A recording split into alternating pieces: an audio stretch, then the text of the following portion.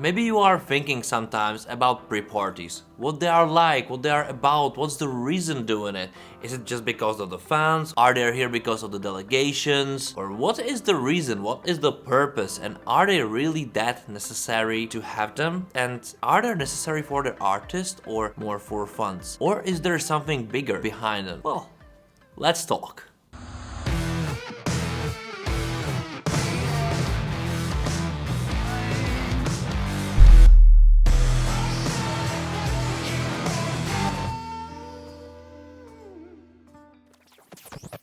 What's up everyone, it's Jambors, new video, and today I'm going to talk about pre-parties and their importance in a bigger picture, because it's not just about fans, it's not just about producers meetings, it's not just about networking, it's not just about artists singing or their experience in front of the audience or expectations in the Eurovision media or Eurovision media interviews, etc, because it's all about it. It's all the reasons. It's all the reasons you can imagine. It's the PR marketing stuff which you can use, you can train, you can build up some stories, you can use social media nowadays like million different ways. Of course, some delegations are using it, some delegations don't use it, some delegations do something in between. It all depends on every country each year. It's diverse. It's diverse like everything else at Eurovision. Of course, there are many pillars which are very important. First of all, fans meeting. I think Eurovision pre-parties are here mostly because of the fans. Like really, like of course maybe there's a business plan behind it or whatever, but this is firstly and sometimes even the last time you can see your artist in person in such a scale, because a lot of countries are going to every party, which means meeting fans from all over the world in different places. And this is rare, this is nothing usual for any other businesses. You know, you don't see a lot of your artists in person if they don't have a concert in your country. Here, if you're a fan of Eurovision, you're 99% sure, or you're 90% sure that the artist you like from Eurovision will come to your country if your country is doing pre-party and will have a photo with you, most probably, because most of the artists are very friendly and they understand what's important to them, and that's you, fans. It's you. It's after all, it's not us producers, it's you, because you're the main source of their income, basically, if they are successful and they grab your heart. On the other hand, for us producers, pre-parties are extremely important because it's networking time. It's the time for most reasons important, because you're getting more connected to your artist, which is very important because you see that person under pressure in a very different environment than you see that person before, especially when you don't have live national selection or when you don't have, you know, the big stage selection or whatever kind of concerts, etc. It's your time with the artist. It's very personal. It's getting personal. It's when the relationship, it's really getting stronger, or of course worse. It really depends on the artist, on the producer, on the both, you know, the chemistry. So in that way, it's very important as well. You're meeting other friends from other delegations which weren't friends before, but those times connecting you, because you're sharing not just the business things like how your country is doing Eurovision or how other country is doing Eurovision, how their country is doing Eurovision, or approach it, how their television and their bosses approach it or whatever. You're as well sharing your experience, how you could approach it, or how, you know, all about is this, how their artists are approaching it, and you can learn all the stuff, and then you can pass this experience to other producers.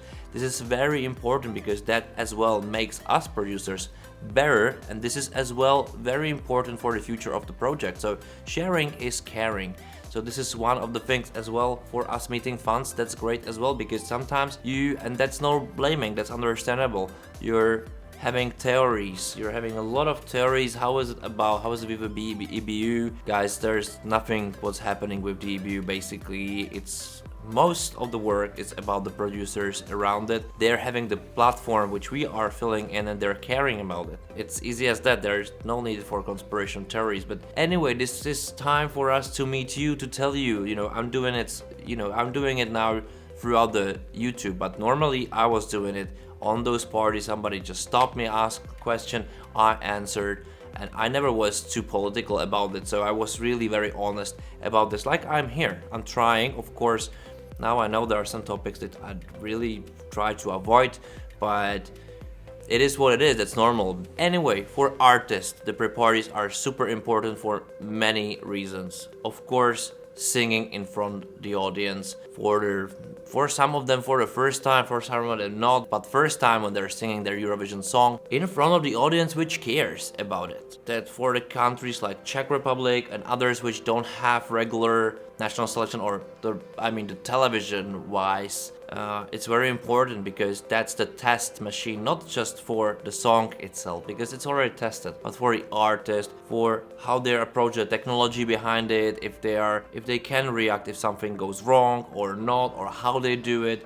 It's always the feedback they're having with us producers as well, how to help them, how they move on stage, how they react on the audience, how audience react on them, how they can sing or can't sing, what they can improve. It's a very stressful period of time for the artist, because this is the only time where they can really have a real life test of their skills. Of course, lots of them are experienced, so for them it's like a mental training, mental practice, but for lots of them it's like vocal practice, the technical sound practice, like how should they approach such things, what they need, what their sound engineers need as well. It's the feedback for you and for everybody else, like, okay, let's focus another way, let's focus on strengths, and let's try the way out of the weaknesses. Because where else you can see it? You can read all the social media, everybody's like saying, oh, you can do this or you can't do this, it's going to be a disaster, we were your fun, but it seems like non-qualification or whatever, or vice versa. Pre-parties are a test of you as an artist as well. It's a bookmaker's test. It's a complex thing. Like, whoever thinks that no one watched this, it's not really true. It's definitely not true, and it can be very, very cruel. And as an artist, as head of delegations, as other producers, or all the people around those teams, this is a period of time which can't be wasted. And it doesn't really mean that all the artists must be at every pre-party. I think if you go for 2 pre-parties, it's just okay. Avoiding pre-parties, I would say, well, it's still okay, but it's just a bit, it's good to have this Eurovision experience. I think it's a part of this whole process. It's part of the advertisement and everything around it. It's not just about you as an artist. Even after all, it's just about you as an artist as well. Anyway, I think for fans in the world, it's very nice to meet you in person. It's a chance to, like, I touched my idol, because for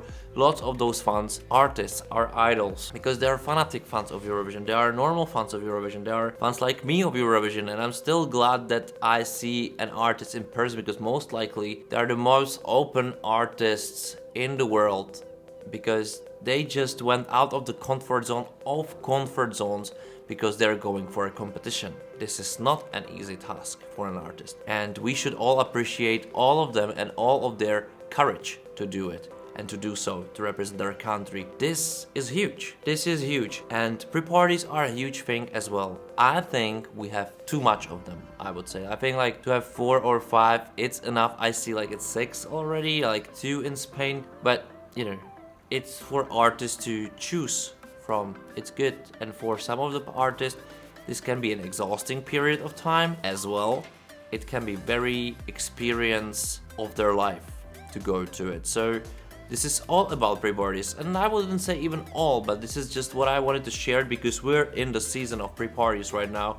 I read lots of your comments. I feel that some of them are not that fair, and I really feel that some of them are super accurate. It's all about experience, and this is becoming the big thing. It's becoming a huge, big thing with lots of technical issues, which I think that's the next step for pre-parties to just get better.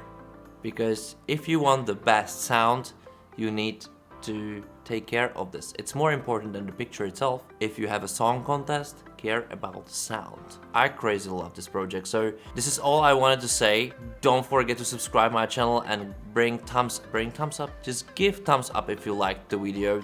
Don't be shy about it.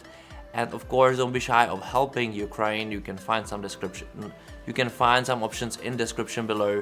If you're gonna like it, it's up to you. I think all of the Ukrainians and all other people would be really glad if you help somehow. It's up to you, and it's up to you if you're gonna watch my other videos, because I think they're great. I'm just getting better and better each video, I would say. Do you agree? I think you agree. Thank you for watching. Bye.